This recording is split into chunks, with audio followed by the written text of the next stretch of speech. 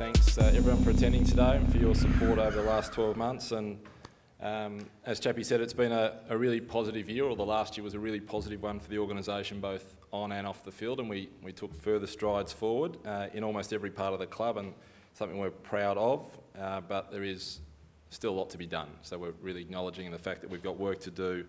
I assure you that that's a daily part of our conversation about how we can get better. What I just wanted to do over the next little bit is just to talk through what our areas of focus will be. Obviously it's a fairly complex business, but I'll just try and pick some things out that give you a little bit of a flavour for where we will be spending our attention. So on a financial front, there are a few sort of key areas of focus. Obviously from a revenue perspective, we've increased our revenue generation over the last couple of years, which has facilitated investment right across the club, obviously into football, as Rob spoke about, membership, our digital platform, our community programs, and back into our own commercial services, which enables us to drive revenue growth, which is important for the football club.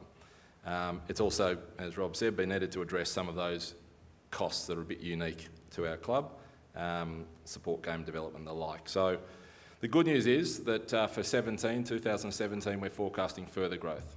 So we should take another step forward in the next 12 months compared to what we've just outlined to you in 2016. And that growth will reflect increases right across the business again. So we're looking really strong in sponsorship, hospitality, coteries, membership, and we're forecasting with our fixture a strong attendance again right through the season.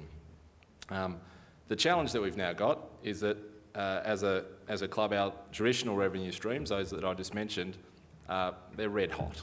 They're at capacity or near capacity. So we've got and by any AFL benchmark, we're considered one of the leading clubs in the country across all of those traditional revenue streams. So we've got to look for new ways to try and generate revenue, and that's going to be a particular area of focus over the next little while. We need incremental growth from all of the traditional ones, so we can't stop focusing on them, and we need to ensure that we pay lots of attention to ensuring they stay in place. But we've got to look to business adjacencies and new business opportunities that are going to enable us to grow again. So that's what we'll be doing, and I won't go into those in detail now, but you'll certainly see some of them and hear about some of them over the coming months.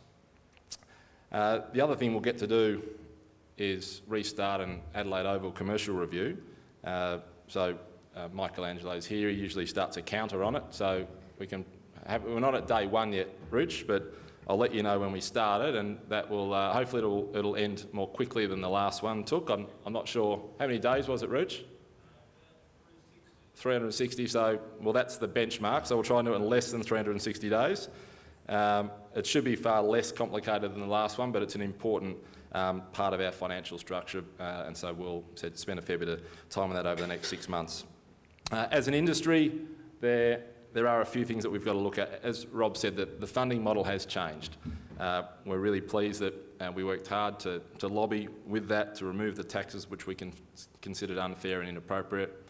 It's probably worth letting people know what has now been removed. It's probably cost us as a club a couple of $1 million, probably $2 million over the last few years. You got to roll with that.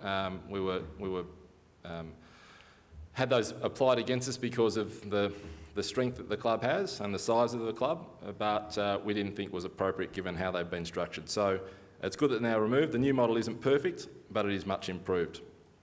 One of the important and positive changes to the new model, though, is that there are now some pools of funds within AFL House for strategic investment.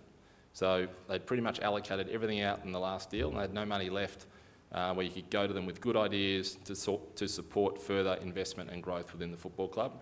They now have a dedicated pool that will support strategic investment into the club. And we've got a couple of conversations taking place already, supported by the AFL, which hopefully will lead to benefits not just to this club but potentially to the broader industry as well. The CBA, as Rob said, is a hot issue. It's important for the club more broadly as well. Obviously the focus at the moment in a media sense is around the players and their the total player payment pool and what will be provided to them. But the CBA is actually far more complex than that. It addresses all sorts of involvements within the game. And once it's landed, which I hope isn't too far away, we've got to work through the devil that exists in the detail there and ensure that our club is well placed to capitalise on any changes and to address any challenges. So there'll be a piece of work there. From a footy perspective, Don and Rob, I think, spoke to it. We're in good shape as we currently sit.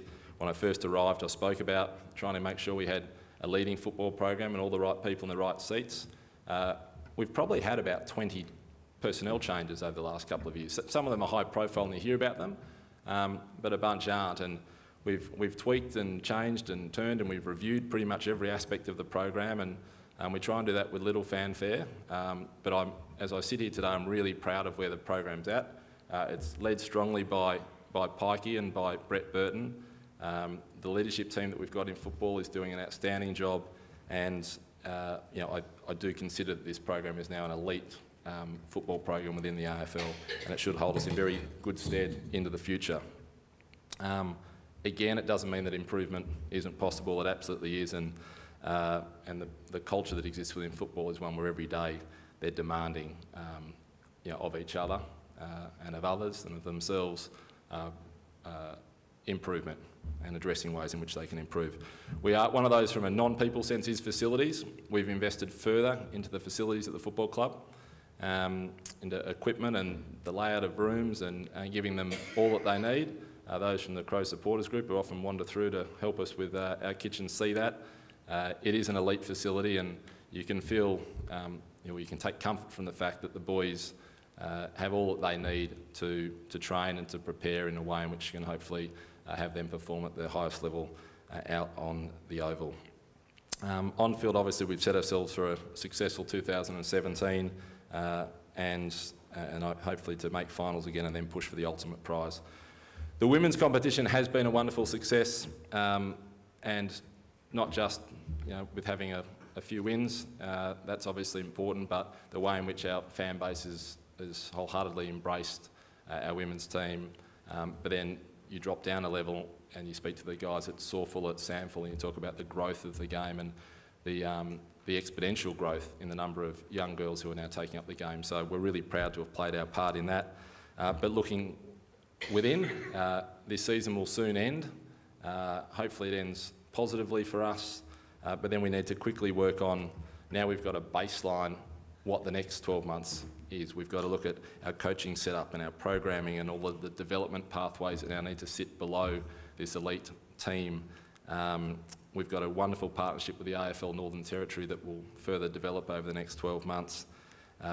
Further fan engagement opportunities and for people to, opportunities for you to become closer to the girls and understand who they are and learn a little bit more about them and get closer to them. So we'll work on all of that. Obviously the competition's here to stay.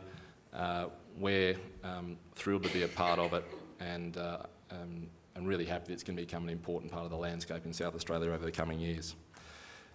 Commercially, as we've spoken about, it's record levels right across all of those, you know, sponsorship and hospitality and coteries, and again, want to publicly recognise the support of our partners in working so closely to us. We are forecasting further growth in those revenue streams in 2017. Again, I want to recognise some of the staff who are in the room today out of my commercial team.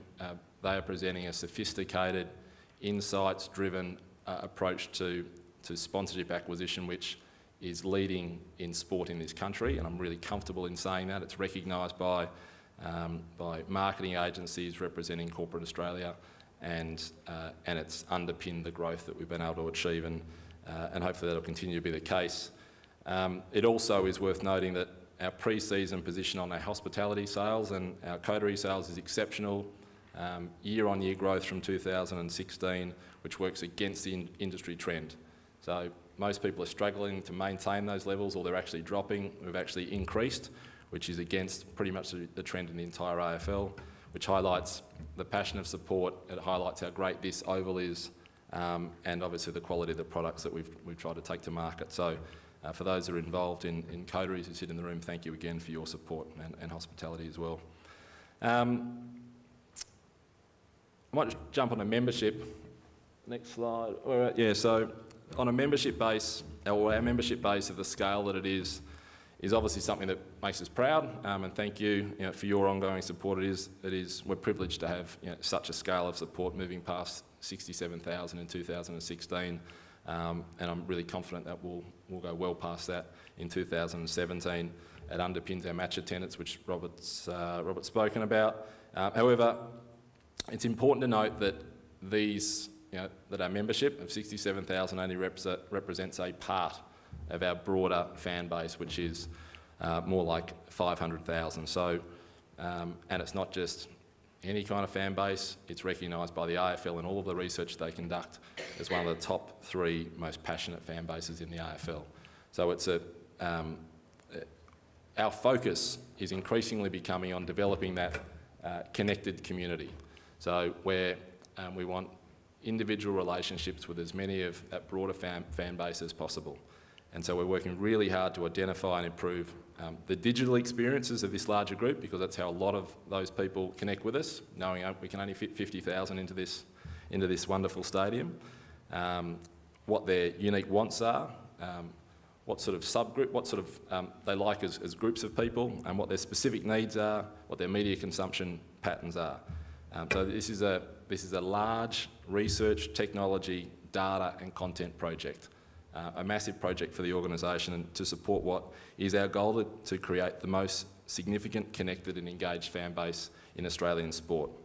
I look forward to sharing some more of that with you throughout the course of the year as we work our way through it. In a media sense, we have, obviously with some of those numbers there, that notion of a connected community is underpinned by our digital platform. It is large, Rob spoke about that. So the focus in 2017 though isn't just on continued growth, but it's on the development of content, on the nature of the content that's distributed and the platforms on which it's accessible.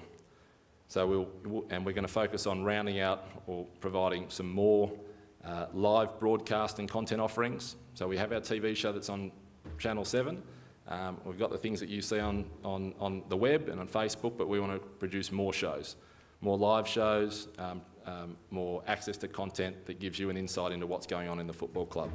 And I'm hoping that you're going to embrace what we present to you. A new club app is also available that some of you may have noticed. So that's been launched across the AFL.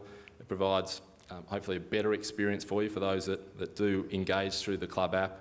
There is an increasing number of people who are moving from the website and Facebook to looking at the club app, or certainly accessing our information via their mobile device, and encourage you to take a look at it. But right across our platform, if you want to know everything that's going on in the footy club, follow us as much as you can on our website, Facebook, Instagram, Twitter, and anything else that might take your fancy from time to time that the guys come up with. From a community perspective, which I'll finish on, as Rob mentioned, we've significantly increased the scope of our community programs over the last 2 years. So that Growing with Gratitude program, it's the flagship. We started at about 8,000 kids that we engaged with a couple of years ago, gone past 50,000 now. It will continue to grow in 2017, but increasingly it will start to merge into some of our other programs. So it'll have a greater emphasis on young girls because of our women's team, and also it'll have a stronger multicultural focus. Now the multicultural pillar to the program will be supported by our next generation academies, which you may have heard a little bit about.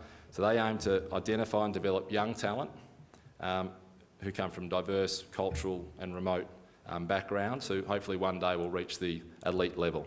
We've already established the Crows Multicultural Academy Talent Squad.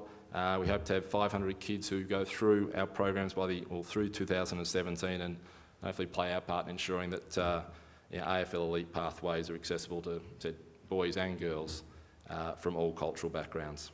The Crows Children's Foundation is also important. I think we're up to, I don't have the exact number with me, we're up to about $1.2, $1.3 million that's been invested in charitable and community organisations off the back of a wide-ranging fundraising process that many of you I know have contributed to, but hoping to do even more good work in this space over the next 12 months again, there'll be a greater focus on fundraising so we can do more, and also improved integration with what are our own community programs.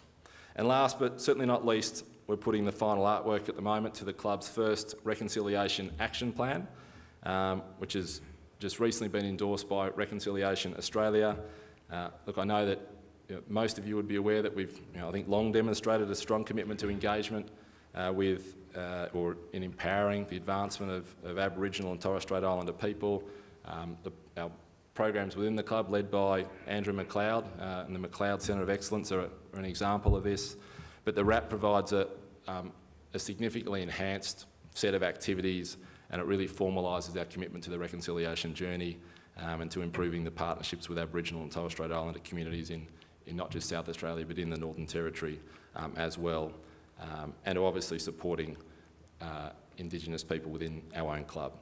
We've also pleased to see that Tanya Hosh, who's the campaign director of the Recognise campaign, and she's also more recently been appointed as General Manager of Inclusion and Social Policy at the AFL, will actually chair our RAP working group. We'll ensure that we work through and implement all the activities that we've identified. So it's something we're very pleased to tell you about.